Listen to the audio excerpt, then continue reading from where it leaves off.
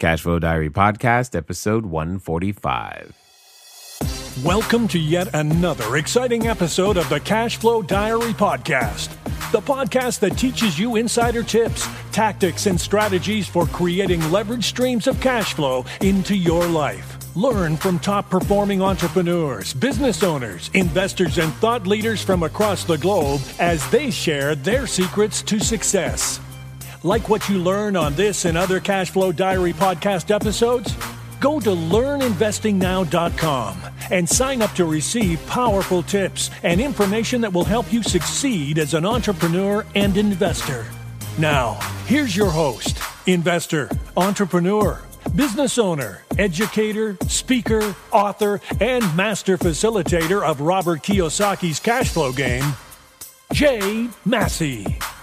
Who I have with me for the show is none other than Dallas Page. Diamond Dallas Page. You may be familiar with him from being the world heavyweight champion, and he's now been in the process of developing a brand new system as it relates to yoga, etc., because he himself experienced a very debilitating injury and has been able to come back. And what's been interesting about this process is how he did it. And most importantly, as an entrepreneur, you know that you can get knocked down many more times, but yet at the same time, still get back up. So help me welcome Diamond Dallas Page. Dallas, you there?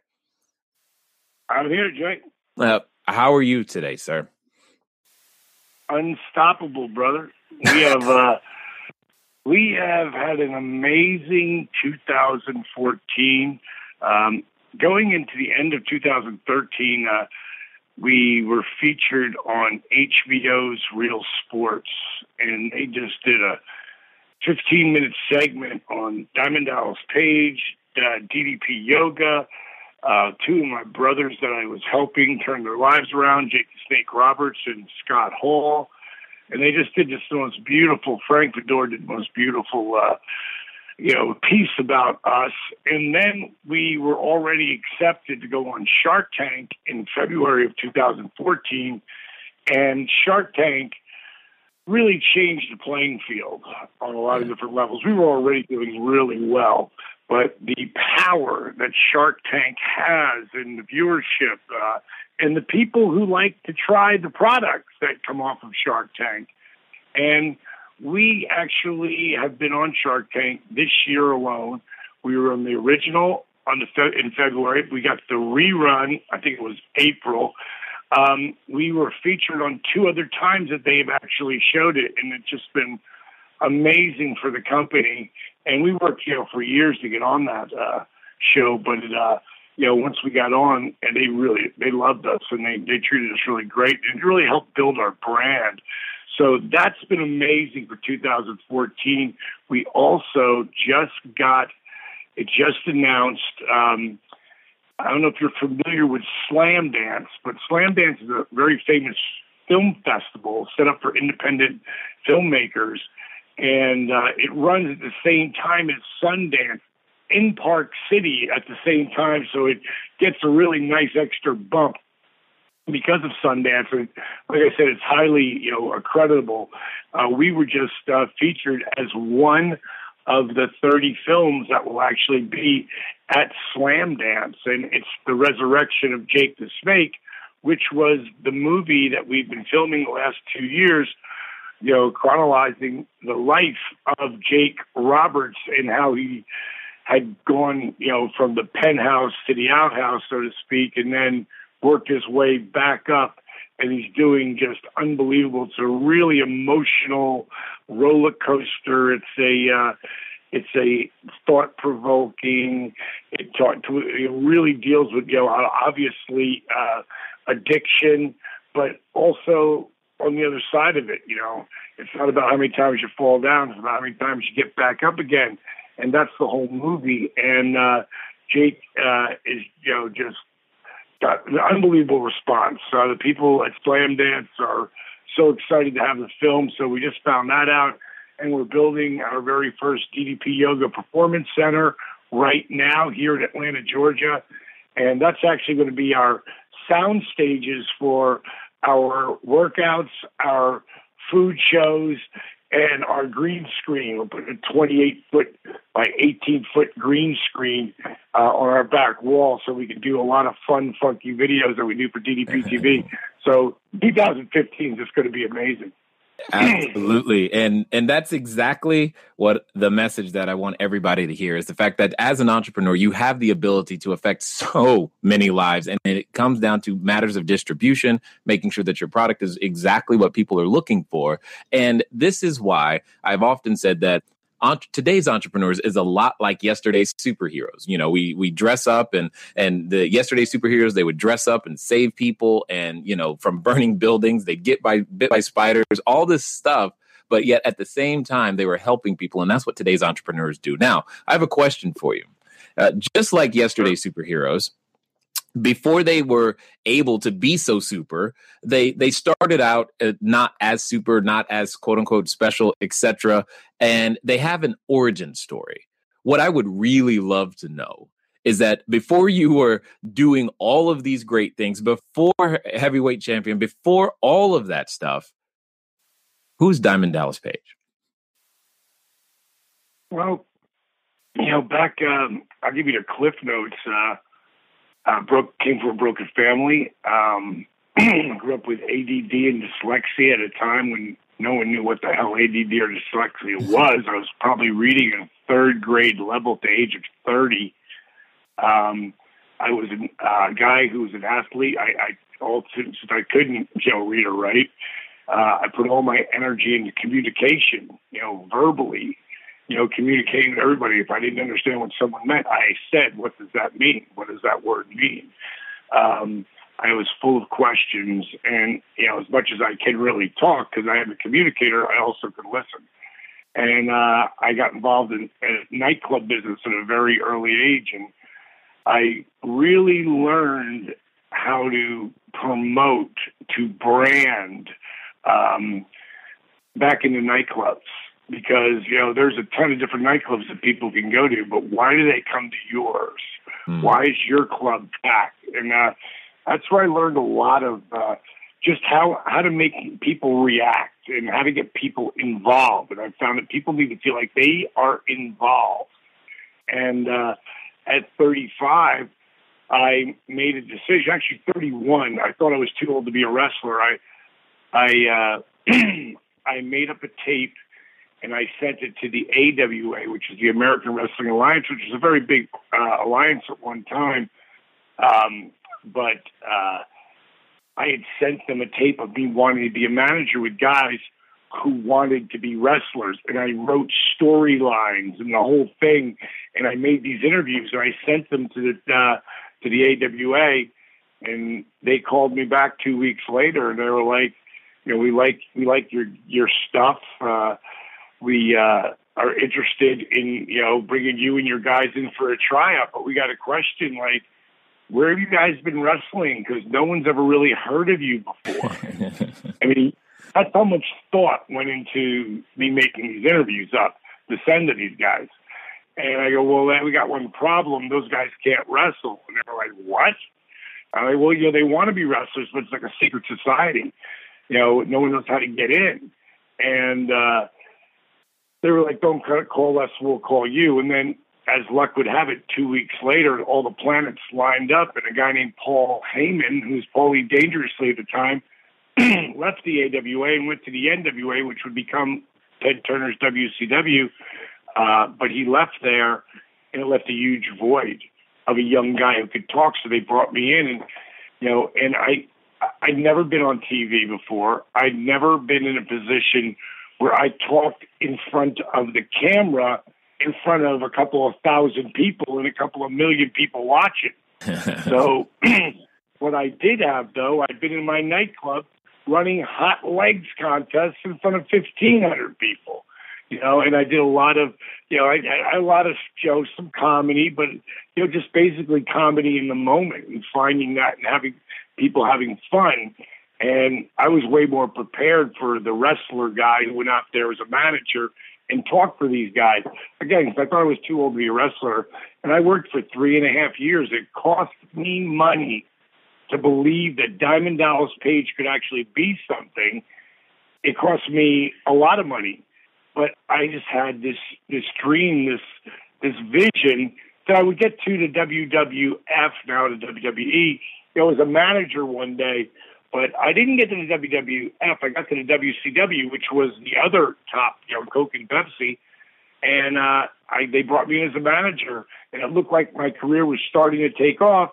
And then they decided that because of my long blonde hair, the diamonds on my outfits, the diamond dolls, all of that was Diamond Dallas Page, over the top gregarious character. He was still a bit too much for wrestling as a manager. Like, how the hell are you too over the top for wrestling? But, I was found to be that guy, and what they did was I had 7 months left on my contract, and I was like, if I can't, they were letting me do color commentating, but I was like the 4th string color commentator, and the next veteran wrestler that was to retire who could talk would have definitely taken my job. So I was like, this dream's going to be over before it happens, and I just thought to myself, I got to take action. I've always wanted to be a wrestler. I never wanted to be a wrestling manager. And at 35 and a half years old, with 7 months left in my contract, I went down to the power plant where they trained some of the young guys. When I say young guys, I mean in their early 20s, not mid-30s. Right. And they literally fell down laughing at me in the beginning. They laughed at Michael P.S. Hayes, fell on the ground, belly laughing. Like, dude, you're never going to be able to pull this off. You're too old. And what I have found my whole life, people will tell me, you can't do this because you're too tall, you're too small, you're too fat, you're too skinny, you're too young, you're too old. I don't believe anyone can tell me what I'm too of anything. I said, my favorite quote ever, if you say you can or you say you can't, you're right. Do you know who said that? Napoleon Hill? No, but that's close. That's a good one. Good guess. If you say you can or you say you can't, you're Henry right. Ford. There you go. Henry Ford. But what the hell did he ever do anyway, right? No one knows him at all. No one knows him at all. He's a nobody, right? He didn't do anything that's important. He didn't do anything that was life-changing, like invent a car or an assembly line. There's probably 100 things that Henry Ford did that changed the world. And that's probably on the low end. But the bottom line is, I wasn't going to believe I can't. You have to envision things. You have to see things before they happen. And I saw myself as a mid-level wrestler who could now go back and be a color commentator at some point, 3 or 4 or 5 years from now. And that's what I was going to do. And, you set your goals pretty high. You don't set them like insanely unless it's like a 5-year plan or a 10-year plan. But, you've got to set high goals. You don't want to set low goals and hit them. Hit mediocrity. You want to set high goals and hope you get like to the left or to the right of that. And for me, you can always readjust your goals. Once I realized I'm definitely going to be a mid-level card performer, I realized I'm going to be the world champ. And there's nothing going to stop that from happening. I would not be denied. And it took 8 years. But 8 years later, I had the WCW World Championship title around my waist. And that's like our Oscar. It's like, our Emmy. It's like you are the very best in the world at what you do right now. And it was, it was probably one of the most gratifying moments of my life because it proved through all the hard work. Because everybody laughed at me when they said I was going to be a wrestler. They laughed at me when I iced my knees and iced my back. They laughed at me when I talked about deep muscle massage therapy and chiropractic and organic juicing. They laughed when I blew my back out in '99, going into '99. And 3 of the top specialists in the world told me my wrestling career was over. And here I am, a guy who wouldn't be caught dead doing yoga. the first 42 years of life. Now, because I realized I just signed a multi-million-dollar 3-year deal, and if I don't make a change, I always say flexibility is used, not just in the body, but in the mind. Until my mind became flexible to the idea of doing yoga, I would never even have thought about doing it. I laughed at it like a lot of my other buddies. Right. But once I started to do it, I was like, whoa, I'm about 3 weeks in, Jay, and my body's going, hey, this is working. Right. And what I did was I started to mix it with the rehabilitation stuff I'd been doing, because I had 2 knee surgeries, 2 shoulder surgeries. I had rehabbed them both back, all 4 of them back. And I learned a lot about rehab. I learned a lot about the moves that you get into to strengthen your body. And now I was learning back stuff for rehab. I just started to mix them all together with the yoga positions. Now, notice I didn't use the word pose or posture. And those are proper words in yoga, but I don't use them. Because in my world, I didn't develop this for yogis. I didn't develop DDP Yoga for yogis. They got their 100,000 different types of yoga. I developed this. And think about when you really talk about he took the path less traveled. Before I even get into that, I'll say for me, there has always been, and this is in every business on the planet, there is better than. Whoever that company is, they are the best. Everyone under them is less than or different than. And I will always choose to be different than. It's just the way I'm wired, but anybody can do it. So, in that famous quote, he took the path less traveled. In this scenario, I didn't even take the path less traveled. I got to the forest. There was no effing path. Right. Because I was developing this for yogis. I was developing this for people like me who wouldn't be caught dead doing yoga. Now understand, I will do every kind of yoga today because I appreciate every single one of them. But I know in the beginning, I didn't feel like that. Right. So I'm not making this in any way, yogis will really like it. Screw them. I didn't make it for them. I made it for the guy and the gal who wouldn't be caught dead doing it. But what's really funny is each person that I get in who really gets DDP Yoga, pretty much 50 to 80% of them will walk into just about any yoga studio after that and try it. Now, then it comes up to the teacher. If they got a good teacher, they're going to go, wow, that was a great class. They got a teacher, they're going to go, that yoga's right. I'm going to stick with DDP Yoga. So, bottom line is, I set myself apart. I not only take the path less traveled, I will go into a situation where people are laughing at me. Like, cause when I told my buddies I was going to start doing yoga to heal my body, boy, did they laugh at me. But once it did, and I was back in the ring, and I even proved it worked. When I was carrying my mat or doing my thing, and there was no spiritual mumbo jumbo. This was just like a regular boot camp type workout with no impact. So it wasn't, but they knew that I was doing it on a yoga mat, so they laughed at me. I mean, I look back, they laughed at me when I said I was going to run nightclubs before I was 25. I did that. They laughed at me when I said I was going to become, professional wrestler at 35. Oh my God, did they laugh? Laughed when I was talking about ice in my body, organic juicing, deep muscle massage therapy, chiropractic. Oh my God, did they laugh at me when I started doing yoga? But oh my God, did they laugh at me when I said I was going to create my own yoga for people who wouldn't be caught dead doing yoga. And every single one of those things came true on such a high level. Now most of my buddies who were laughing are doing it. And right. Talking about it. No doubt. Well, Right, one of the things that I find interesting that's very common amongst many entrepreneurs is simply the fact that we often find our destiny after some sort of tragedy. And in this particular sense, you probably wouldn't have looked to yoga had you not actually injured yourself. Would I be correct in that assumption? That would be spot on.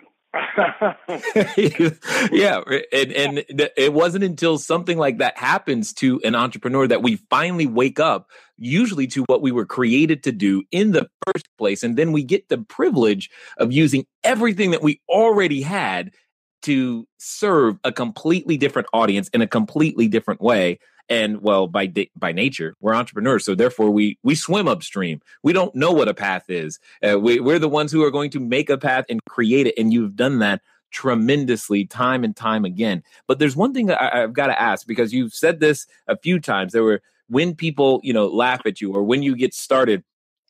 Those are all things you had never done before, and yet there's a type of person out there who wants to build cash flow, wants to have a business, but waits until they have it all figured out before they get started. You don't strike me as that type of person. And how do you develop the courage to start before you're ready? I just got to give you a segue on that. I'm building this performance center. Before I'm all in, I'm from the building to all the construction, everything, I'll have $2 million there.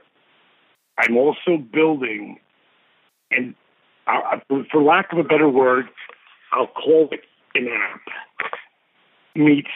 Think of Netflix for fitness. And not just workouts. Because I'm building 3 sound stages. This has never been done before. They're building 3 sound stages, and we're going to film our workouts. And they're not just going to be filmed to go into the can. They're going to be filmed, and they will go out live on what I'm calling DDP Yoga Now. Now, you can do any of my other DVDs. You can do my DDP Yoga for Kids, which isn't available anywhere but DDP Yoga Now. For my seniors, how to work out using a chair, people who are really injured, showing you how to eat real food, because everything is genetically modified today. So what isn't genetically modified? It's one of the reasons why we have so much illness in our country, because they have so on the food. I'm going into an area, building this app / network, for lack of a better word. That's $1 million.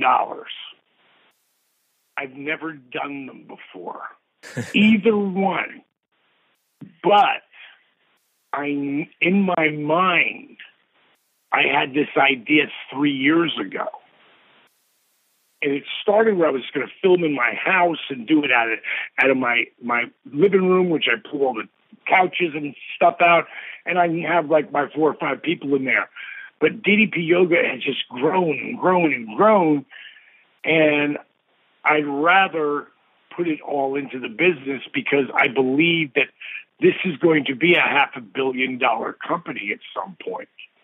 And forget the money, because it took me 8.5 years to make a dime with DDP Yoga, and I was $548,000 in before I took a dime out.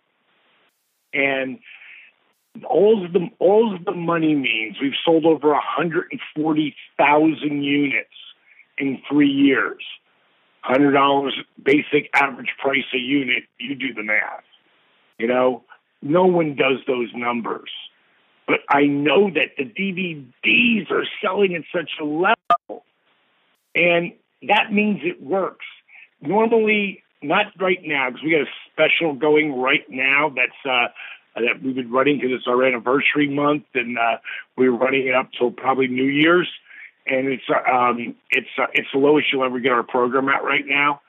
But our friend, we got someone buys something, we know why they buy it. They buy it because of HBO special. They buy it because of Shark Tank.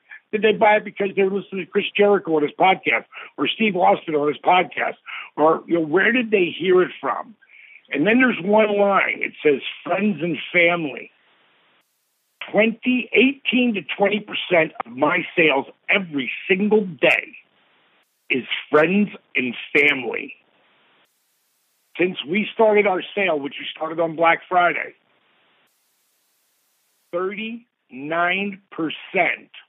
of my sales every day friends, and family. It's insane. That means works. So when you say, how do you go into something like this? How do you know what? First of all, I've envisioned this for years. And now I'm watching it manifest into a reality. Now, do I have some serious hurdles when we take it to subscription model? Absolutely. But let's look at a company like Blockbuster. Blockbuster, would you agree, dominated VHS and even going into DVDs? Would you say they dominated the industry? Until they didn't pivot.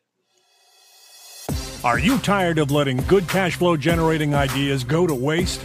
Go to cashflowdiary.com/ready to apply for a complimentary, yes, that means free, one-on-one breakthrough session.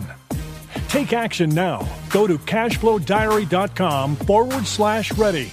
Again, that's cashflowdiary.com/ready. Before we get back to today's episode of the Cashflow Diary podcast, your host, Jay Massey, has some important insights to share with you. All right, guys. So a little bit of a departure from everything. The thing to understand is that business occurs. Your background can morph and change and be willing to pivot and become a different person. You never know where your next opportunity lies. And if you are open to it, you may just find it in some of the most unlikeliest of places. Always be open to finding a way to provide value in a unique way that others aren't. And you never know what might be behind door number 2. Let's get back to it. Yes, absolutely. And that's what Netflix did. Exactly. Netflix, a lot like Hulu. A lot of people still don't know what Hulu is. They know what Netflix is, though. And now Netflix is doing their own programming. Right. Like shows like House of Cards. Like they've got their own, like HBO, they're developing their own programming. Right. And the thing about Netflix is a lot like DDP Yoga now. You'll be able to get it whenever you want it. Now this whole on-demand thing with HBO and Showtime, they've got that type of thing as well. But I want people to know that but none of those shows are live. Ours will be live so many different times, and because of Twitter, like this DDP Yoga is not in this place it's in today.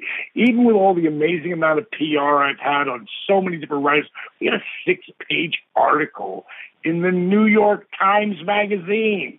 It was insane. None of this would have been possible without social media, right. Twitter, Facebook, YouTube. I mean, now, their YouTube was available when I first started doing this, like 9 years ago. Right. And no one knew what it was. But over that period, that disabled veteran, you watched that video, right? Mm. The disabled veteran I helped walk again? Right. I think that was the one that won in 2012. If I'm not mistaken, it was in Google's Zeitgeist. Is that correct? Right. Yeah. Yep. That was 8 years ago. We just retooled it a little bit, threw the music in the right spots. One of my president of my company is one of the most creative you ever met in your life. And he directed that video again, and now it's got over 11 million views. I know people who watch that video every single day because it inspires them. Right. And when we were on Shark Tank, the thing that, here's these guys, they're all ridiculous money. From billionaire Mark Cuban down to worth $500 million, the other guys, And 3 of them had the same question. And they asked it individually. And we answered exactly the same way every time. In a field, fitness, where everyone has a DVD.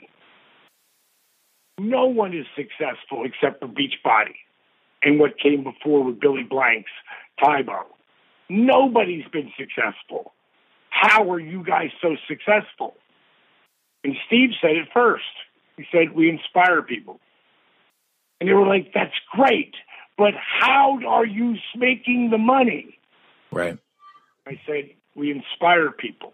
Maybe you're not understanding the question. Oh, I go, no, you're not understanding the answer. We take ordinary people who are not, who are pretty broken and help them do extraordinary things by inspiring them. Exactly. Now, that's the secret of us, our company.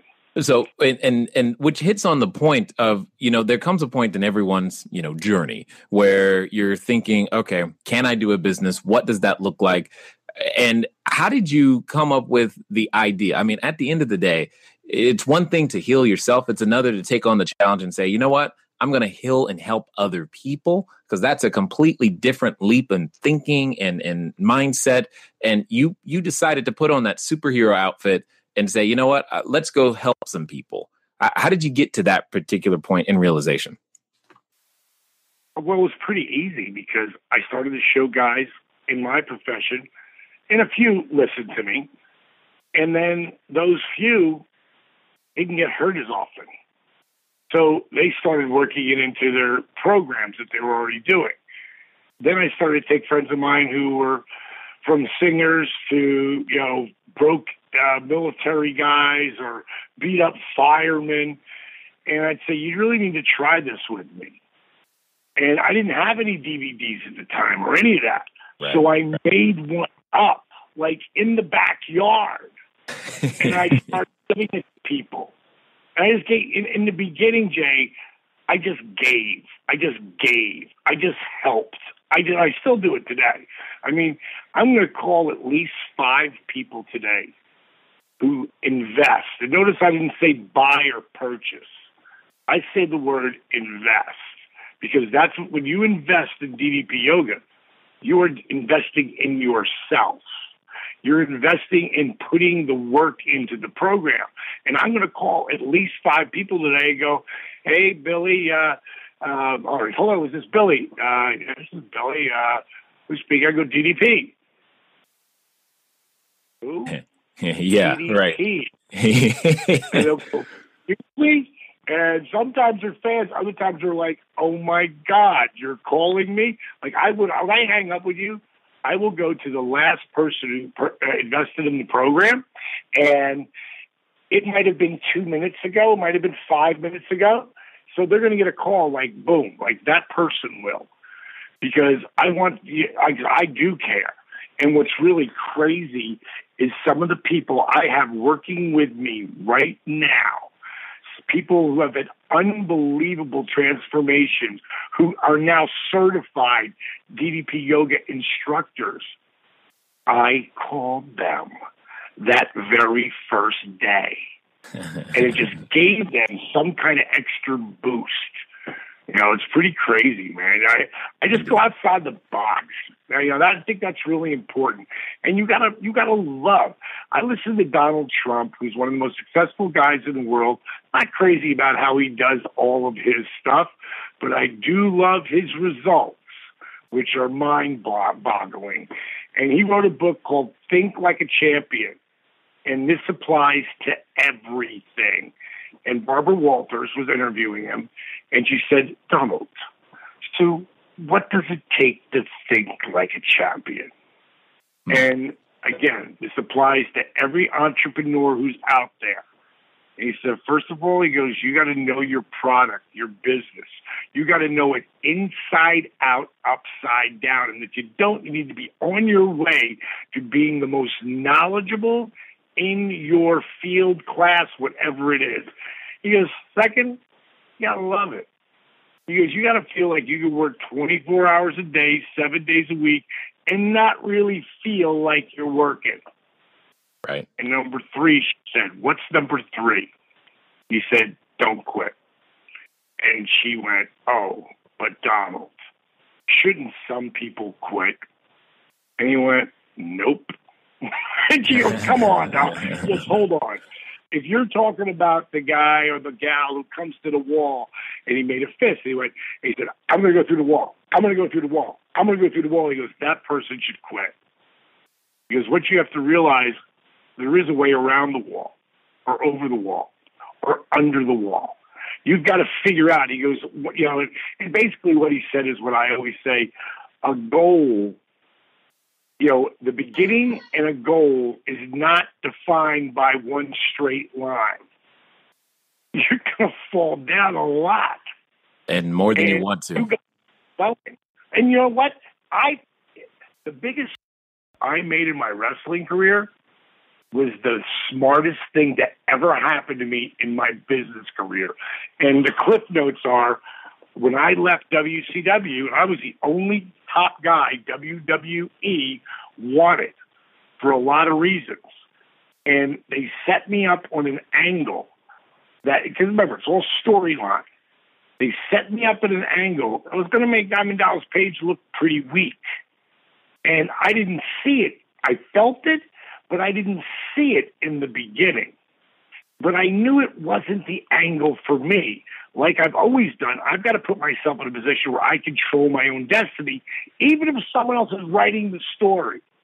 Right. I've got to be able to control my destiny. And that would have been People's Champion versus People's Champion. And what did he ever turn into? Dwayne Johnson, The Rock. I don't know, the biggest star in the world, and that should have been my angle. And I had that in my head 2 years before I ever got there. Now, here are the two things that I learned, because I eventually came around and did the stalker angle that they wanted me to do. Here's the two things I didn't do. I didn't do the People's Champion, and I should have been so focused and dialed in on that there was no other option, because I'd already seen that blow everything up huge. I didn't do that, but most importantly, I didn't do that because I didn't stand up at the end of the meeting, shake Vince's hand, shake Shane's hand, and say, fellas, thank you so much for the opportunity. It's an awesome company to work with, but this storyline really isn't for me. When you want to do People's Champion versus People's Champion, call me, and I'm sure we can work something out. And walked out of the room. Now, the power of believing in yourself so much that you will get up and walk away from $1 million contract, knowing that if you stay, you're never going to be able to deliver what they're trying to set you up on, because it's a no-win situation.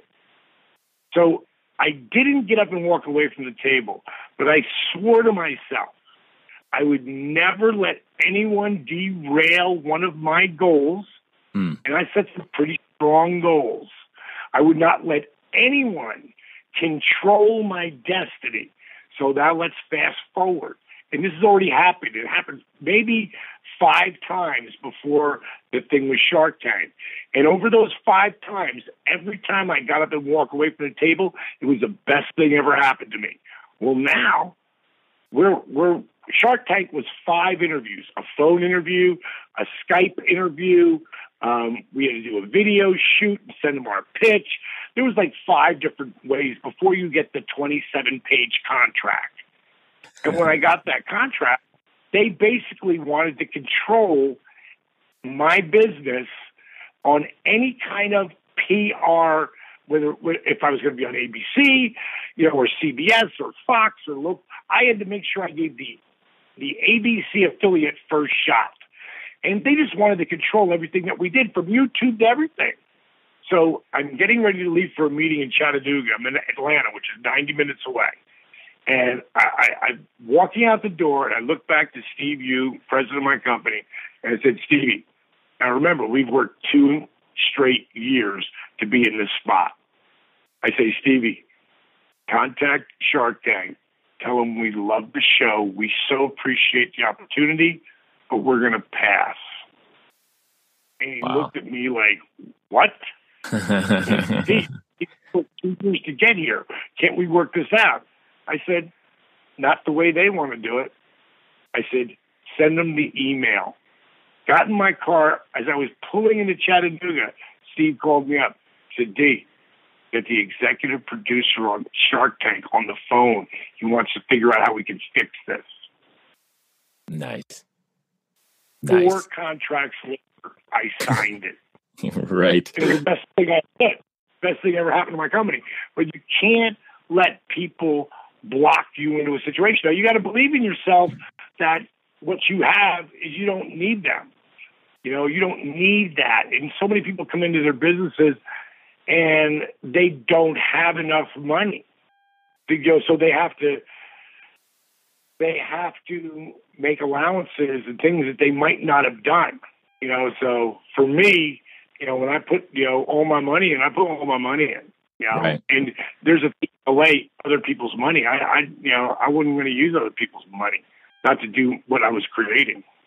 Indeed. Now, one of the things that you mentioned earlier that I'm just curious to see how important you feel it is for an entrepreneur who's out there when it comes to, you said you do care. I mean, you take the time to get on the phone. You're taking the time to be personal in that way. And yes, you see benefits. Clearly, you can't call the millions and all of them individually. But so some might think, though, if you're serving millions, why even bother calling 5? And it just raises the question, why care? Is caring absolutely necessary for me in my business? And if that's what I need to do, and do I really have to call people? I don't think anybody has to call people. I do it because I like it. I know, right? I've done that too. Yeah. I like to, I have had people like, I won't call people just to say they heard about DDP Yoga from Jericho or Steve Austin, because those are easy calls. I'll call people who heard about it in the New York Times, on Facebook, on HBO, you know, wherever they found it. I always know the disabled veteran, friends and family. Love calling friends and family because they probably haven't seen anything. They've not even seen, you know, our docu-mercial. I don't call it an infomercial because it's all about inspiring people. You know, the infomercial that we developed. But when I call and I see friends and family, I'll say, so who turned you on to this? And someone might say, you know, one of my friends sent me that video of the disabled veteran on Facebook. So that's sort of a combination there. But Facebook and YouTube, this with the disabled vet, but it came from a friend. Right. So, you know, the first thing, the reason I'm making this call is I want to thank you for believing in our whole program. And, you know, I see that, what I'll say is I thank you for believing in this, but I also want to encourage you to join teamddpyoga.com. It's the best support system on the planet. And I also want to encourage you to take those 6 pictures because they'll really get into your physiology, your flexibility, and your core strength. And when you can watch that change from month to month, that inspires you because, like, oh my God, look how different my physiology is, my flexibility, my weight, my core strength. Oh my God. Like, I didn't think I'd change that much because people just, they don't remember. You don't take the pictures. I'll say take the measurements if you're trying to lose weight, because later on I'm going to replace that weight with muscle, and muscle weighs more than fat.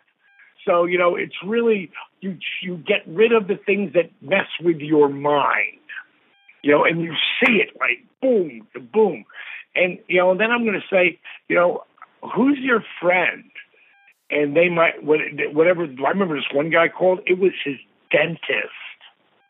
And I said, you have her number? And she goes, it's the second time she's talking about it. She's working my mouth talking about DDP Yoga. And I said, I got to call her. And I called her and left her a message on her work office, and she had left her cell phone number, and I called her on that. I wish I had that video.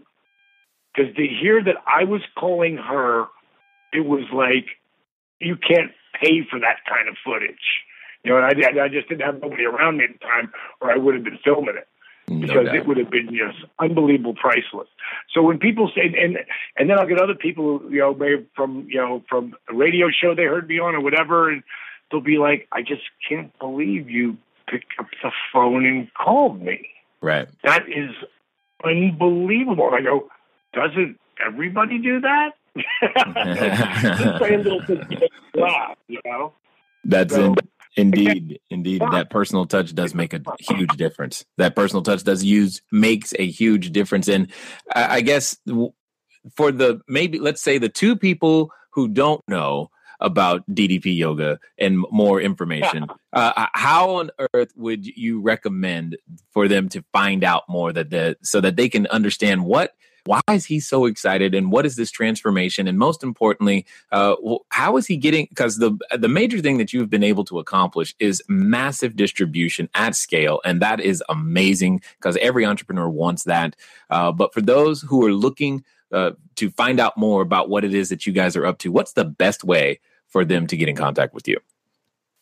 Well, it's a series of things, really, because I always tell them, if you go to ddpyoga.com, the first thing you're going to see is that disabled veteran video. And Arthur Borman, when I met him, he is 5'6", 296 pounds. He could not walk without the aid of the knee braces, the back brace, or the wraparound canes. He walked on those canes for over 15 years. Took him 20 minutes to his wife would every morning have to put on his sleeves on his knees, then put his braces on, then connect the braces to the back brace. 20 minutes to get out of bed every morning. Imagine that. Then grab those wraparound canes and work your way to the bathroom. So to eliminate that from your life. So the bottom line is, in his goal going in, and it's the guy that back in the old days, I used to email everybody and thank her for getting the program. That was everyone. I did it it was a cut and paste email, but I sent it to everybody myself. And in it, I said, I'm not trying to sell you anything. You already bought the program. I want to thank you for that. But I'd really love some feedback. Here's 5 questions. And Arthur's questions were so detailed, it blew my mind. And then one of the things he had written to me, he had said, I've relegated to thinking of myself as a piece of furniture. Wow. And I wrote him back saying, tell me a little more about yourself. And that's where I found out disabled veteran, morbidly obese. I said, send me some pictures. And in that video that's on ddpyoga.com, I come up. It's the only time I come up in it. Nowhere in that video does it say DDP Yoga, ever.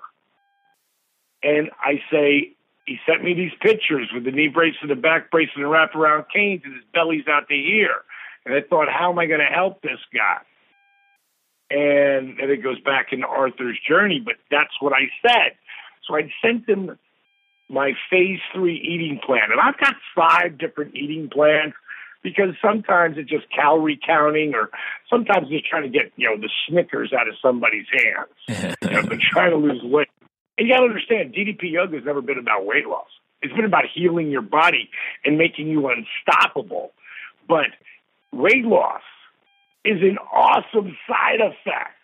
And when you watch any ad out there on the television for some kind of drug they're trying to sell you, listen for the first 15 seconds how great it is, and listen for the last 45 how many ways they'll speed your body up. Right. Like my weight loss, it's like almost like it's a Saturday Night Live bit. It's like Saturday Night Live, the stuff that they say. I know. So you're really going to take that pill after all those things that thing can do to you? Because they've got you and some women frolicking through the flowers? So for me, our side effect is weight loss, which can be awesome, and muscle building. So long story short, Arthur's vision was to lose 50 pounds because the VA would not operate on his knees, which was the crucial point for the canes, would not operate on his knees until he got under 250, which makes sense. So that became the goal. When I sent Arthur my phase 3 eating plan, he wrote back 4 powerful words. He wrote back, I can do this. I said, send me your phone number. That's the first person I ever talked to who invested in my program that I had no idea who they were. Nice. And we talked, and we started that journey. The first month, Arthur lost 34 pounds. The second month, he lost 22 pounds. The third month, he lost 18 pounds. That's 74 pounds in 3 months. He would go on to lose 140 pounds in 10 months. More importantly, he lost the knee braces, the back brace, the wraparound canes, not just to walk, but to run. So if you know nothing about DDP Yoga, just go to ddpyoga.com, watch that video. And that's all you need to do. Because that right there is going to make you go, whoa. You see, more importantly, Jay, though, he never had his knees operated on. Nice. And that shows you the power of food, real food. And that's what DDP Yoga now will be all about, a lifestyle change. And what I say after everything, don't listen to a word I said on any of this show. Go to Facebook, one word, it's all one word, DDP Yoga, DDPYOGA. Read what people write in the posts. Go to Twitter, @RealDDP or @DDP Yoga. Read what people say. You can't pay people to do that. And our success at ddpyoga.com are insane. So, it isn't just Arthur. We've got lots of them. And they're all organic and real. Excellent. Now, as we're closing down here, we have the final question is kind of, there's probably that person who's out there who's thinking to themselves, I would love to be excited as DDP is about what he's doing. I would love to be able to have my own something, and I can help people too. I want to put on my superhero outfit and begin to build a business, build my cash flow, and make something happen. What would you say to that person who's just right now possibly sitting on the sidelines thinking, man, I don't know if I can do this. I don't know how it'll feel if people laugh at me. I mean, and what if I fail? What really is going to happen? And should I even try? What would you have to say to them? Well, one of the greatest quotes, another great quote that I heard, and I don't even have any idea who said it, but they said, and I tell every young kid to every adult this, especially if you want to be an entrepreneur, you need to find something that you absolutely love to do and figure out a way to get someone to pay you to do it. That's the American dream from A to Z. Think about this. In about 1979, I'm sure in the hood, there was some of the brothers doing this thing called rap. And at some point, somebody said from the Sugar Hill Gang, but I know there was somebody before them, in the middle of doing this thing they call rap, they said, I'm going to make a record. I'm going to get this on the radio. Boy, I bet you nobody laughed at them. I'm going to be worth millions of dollars. I'm going to change the world. And they did. Right. And I will guarantee you that they loved doing that rap and was doing it for years and getting paid, not getting paid a dime, but did it all the time. Right. And then whatever that band's name, but I've tried to find out. I know the Sugar Hill Gang was one of the first. So actually, friggin' even Blondie, Deborah Harry has a little rap in one of her songs that she does. But it's not rap like as we know it. Right. But there were some kids in the hood who ain't got no money. And they may have never even made it. But someone had heard it and started doing it, and then they started that challenge stuff, and next thing you know, they're making a record. And then two other guys, the very powerful story, and almost every person who knows inspiration knows this story, but it's a story like watching Arthur's video, you'll never get tired of that if you understand what adversity is, if you understand what keeping yourself as inspired as possible, and that's the whole thing. Motivation's one thing. You got somebody pushing you. You can stay motivated. Also, that coach goes. You sort of because you got to figure out how to inspire yourself. Like what jacks you up. Like stories like this jack me up. Roger Bannister first got to ever break the 4-minute mile in 1957. There was actually top medical people who wrote stories, journals on how the 4-minute mile will never, ever be broken. The athlete's heart could explode. That was actually written. Right. And then in 1957, he broke the record. And another guy who, I can't remember his name, because again, he wasn't the guy who broke the record, right? Right. But his number one adversary, can't remember his name right now, he heard that Bannister broke that record. So he said, if he can do it, I can do it. And he broke Bannister's record. Then Bannister broke his, and then he broke his. And then they did a race called the Race of the Century. And Bannister won again. You know how many people broke the 4-minute mile that year? 16 other people. Wow. Yeah. And since then, thousands have. So the people who don't just take the path less traveled, who come to the forest and there is no path, and they get out their bulldozer and they start taking down tree after tree after tree and creating their own path. Those are the visionaries who see things way off to the left or to the right, whatever side it is. And they have the tenacity not to ever give up. And then there's other people who take the path less traveled. They don't risk as much, but they're still risking a lot by taking that path. It's a lot less crowded over there. More leg room. And you can't be afraid to fail. I thank God for every positive thing that happens in my life. And within a week after, maybe sometimes a month after something negative that's happened, I find myself thanking God again. Because if that didn't happen, this doesn't happen. Right. Well, I definitely appreciate you taking the time today to invest here with the Cashflow Diary audience, sir. It's been fun hearing your passion and understanding how you can go out there and build it big from literally the worst of situations and meaning nothing if that's where you have to start.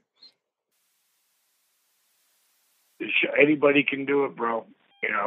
I'm a guy who was reading and writing at a third grade level at the age of 30. At 31, when I first started to read my first book, and it's sitting right on my counter, right next to my bed. It was Lee Iacocca's story. It's the only book that I have on my dresser, and it's always there. First book I ever read. 10 years later, with help my buddy Larry Smokey Jetta, we wrote my first book. Today I write everything. Nice. So anything's possible, bro. Awesome. Thank you very much for being here today.